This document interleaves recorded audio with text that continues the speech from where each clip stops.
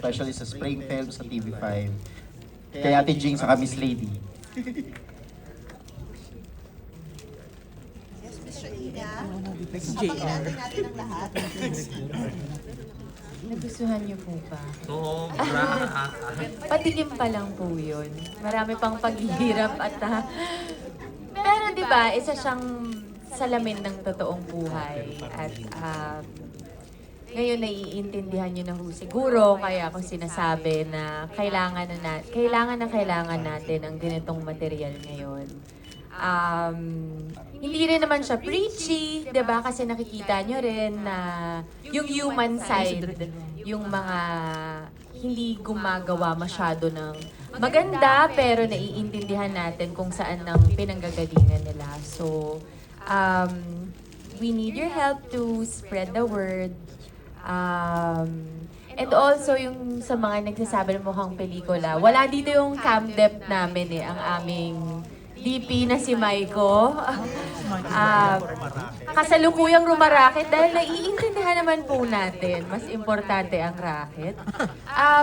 Pero dahil po yun sa mga taong bumubuo ng teleserye namin, kaya maganda ang quality. And isa yun sa mga ikinakikilig ko at ikinapaproud ko, syempre. Direct Jerome, a few words for the press. We're very excited with this project. In the past, I've done a teleserye that is inspirational. And this is similar to that. It's close to my heart kasi parang pakiramdam ko, yung tama sinasabi ni Shaina, napapanahon itong project na to. Kailangan nating ma-inspire, kailangan nating kumapit. Direct, before again, we do have questions from the press. And while we're waiting for the others, I'll give this opportunity para makilala rin syempre yung iba pong mga cast members. Ikwento nyo lang po, magpakilala lang po kayo and yung role ninyo. Go, Zion. Hello po, ako po si Zion Cruz and my role is Pepe po. And hintayin niyo po yung magiging very challenging role ko po. And napakaganda po talaga. Hello guys, I'm Elijah Batayo, you can just call me Ali, and ako po si Young Mateo. So, nakita niyo naman yung character ko kanina. It's very romantic in a way. So, abangan niyo na lang yung full show guys. I hope you enjoy it. So, thank you po. Hello everyone, I'm Ice Reyes and I'm the young Ruth po. I'm so happy po na nakasama po ako sa ganito kasi di ko din po in-expect. And thank you everyone for supporting us and sa panood po. Thank you po. Hello, magandang gabi po sa inyong lahat. Ako po si Ivan Lim and the role that I'm playing here is Sergeant Thomas. So, bali ako po yung huli kay Mateo Des. Hello everyone, thank you so much for coming. I'm Yasmin Jill. I'm playing the role of Priscilla, so I'm playing Ruth's best friend. And I'm just very excited po to be here because it's my first ever teleserye and very close to my heart din po itong project na to. So I hope na you continue watching it po. So ayun lang. I'll give the mic to the Hi, good evening po. Ako po si Nino Mendoza. Yung kaibigan ni I'm Ay playing the role of Tonyo. Ako po yung driver slash bodyguard ni Sid Lucero playing the role of Joshua. Si TJ ba drama ko? Ang payat niya. Ay, hindi mo narinig. Sorry, I'm very thankful for the opportunity po and sana po supportahan niyo pang my best friend. Napakaganda po na itong series na po ito. Maraming salamat. Hello po, I'm Daytona. I play as Barbara. As you can see naman po kanina, Siya yung nagnakaw. lagi po siyang galit. And then ko na-realize na ang challenging din is lagi kang galit kahit medyo sanay naman na ako in real life. Pero ayun, so abangan niyo po Siya yung ako. nagnakaw, di ba? Thank you. Good evening everybody, I am Jay Acosta playing Francesca sa my best friend Eman. Ako po yung Ano daw role mo? girlfriend ni Dwayne, ni Kit Thompson po. So, abangan niyo po ang aming love story / quarrel po. Thank you. Hello everyone, I'm Ellison De Dios and I'll be playing Matthew De Jesus Urcho. Joke lang. Ako po si Aaron dito and ina-idol ko lang yung si Cho. And ayun, abangan niyo pa yung kinakalabasan ng My Best Friend namin. Hi guys, ako po si Kit Thompson. I'll be playing Dwayne dito, isa pong kriminal na police.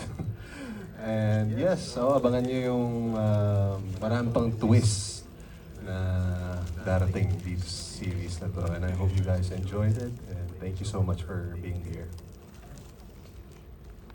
Hello everybody, good evening. My name is Cesaro and I'm just really blessed to be part of this project. Like Shane always says, this is something we all need right now as people. Thank you for being here.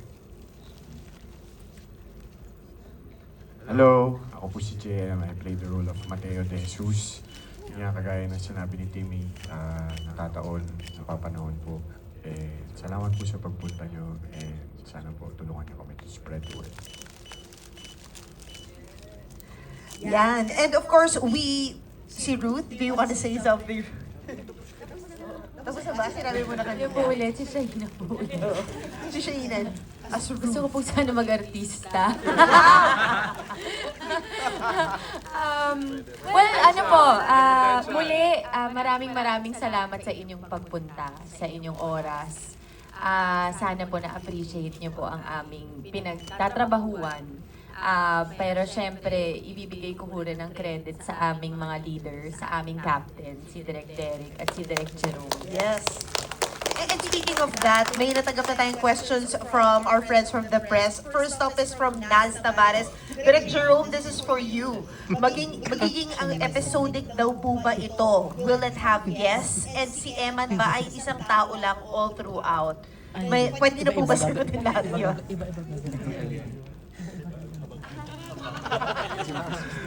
Pasensya na po, marami pa po kaming hindi dapat i-reveal kasi nasa ere pa lang po kami. So, but eventually, this is an inspirational show. Will it be episodic? It will be, we will have very big guests. Wow. Yun na lang po muna. Tapos, syempre, Also, gusto po namin wala man po siya dito. Gusto namin magpasalamat kay Mr. Eli Buendia for saying yes to the show. If I'm not mistaken, this is his first teleserye? Yes. Kaya nung nalaman po namin, dahil Diyos ko, ilang Eman na po ang iniisip namin. Sana hindi namin mahanap si Eman. So finally po nung nag-yes po siya, we were all very happy. And ako po bilang isang fangirl ay syempre tuwang-tuwa. Yun po. And go ahead, Jaya. Yung next question natin is coming from Carl June of Kapatid Insider for Direk Derek. Paano nabuo itong project na ito at ano pang pwede ba naming abangan sa mga susunod pang episodes? Nabuo yung project is phone call ito eh. Isang mahabang phone call. Yun. Bali nag-uusap kami na ni Enrico pagkatapos pinag-usapan namin na parang, uy, nasa gitna tayo ng pandemic, ano ba magandang gawin ng kwento na sa tingin natin napapanahon? So, it took us 2 years bago masimulan yung project, pero ang masasabi ko lang, tama yung oras at panahon ngayon na inilabas yung proyekto. Yun. Kung ano pa yung maaabangan, katulad nga sabi ni Direk Jerome, marami pa po. Hindi lang po namin ma-splook. And of course, this question is from Bix. This is for Jayan and Shaina. Paano raw kayo in-approach for this project and what made you say yes? Sa call lang din, no, direct. Sa tawag lang din po. Actually, noong time na yun, iba pa yung role na ino-offer sa akin. Pero nagustuhan ko na po talaga yung storya. Game na po agad ako. And na-bless ako na napunta sa akin yung role din ni Mateo. And yun po.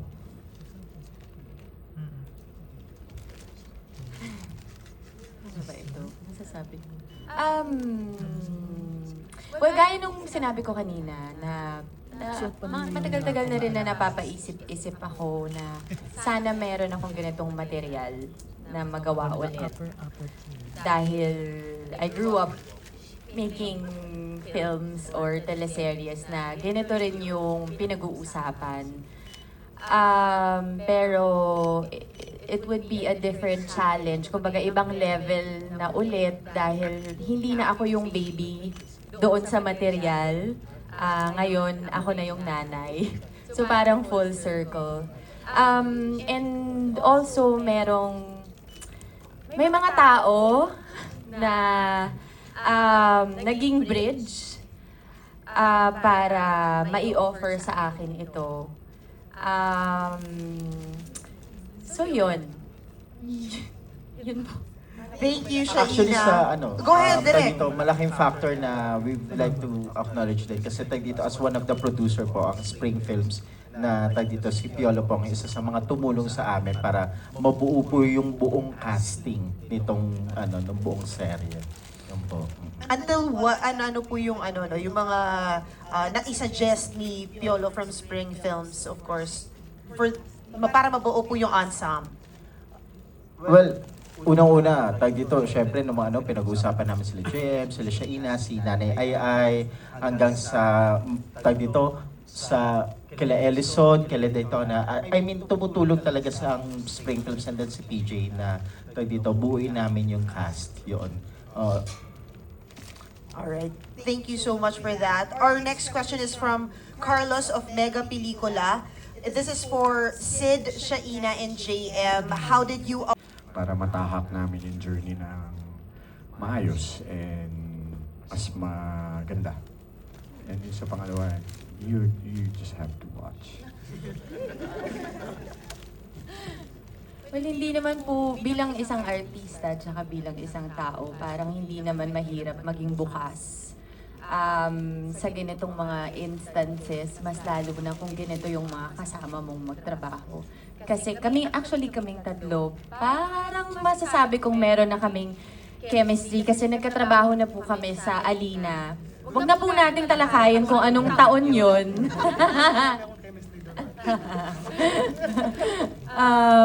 Ibang nilalang pa po sila noon. So when I say na I am very proud to be able to work with them now na they're